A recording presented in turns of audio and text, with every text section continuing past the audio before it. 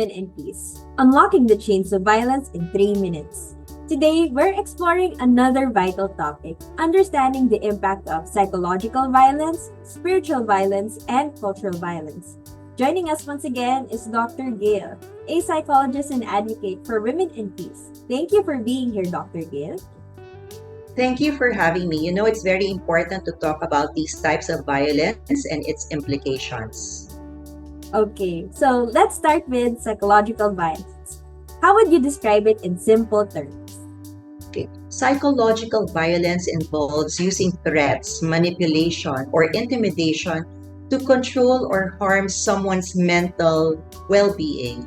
A common example would be gaslighting, when someone makes another person doubt their own perception or feelings. That sounds incredibly damaging. So now, what about spiritual violence? Okay. Spiritual violence occurs when someone is oppressed or harmed in their beliefs or spiritual practices. This can manifest by shaming someone for their faith or forcing them to abandon their spiritual beliefs. That's a profound violation. And lastly, can you explain cultural violence?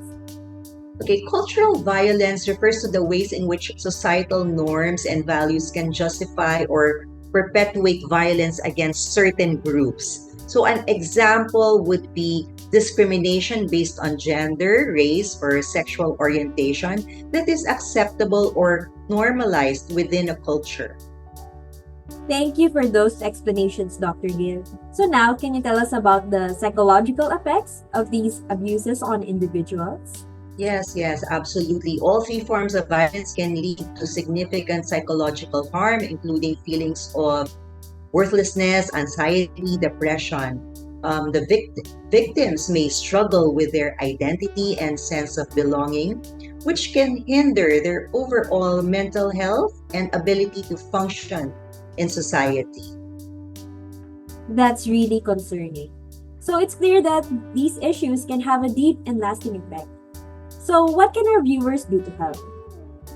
Yes, it's essential to be aware of these forms of violence and to stand against them. If you or someone you know is experiencing psychological, spiritual, or cultural violence, please seek help. Reporting cases through hotlines or social services can make a significant difference. Remember, awareness and action are key. Thank you, Dr. Gill, for sharing your insights with us today. It's crucial that we all take action and support one another in our community. Thank you for having me. Together, we can foster understanding and compassion.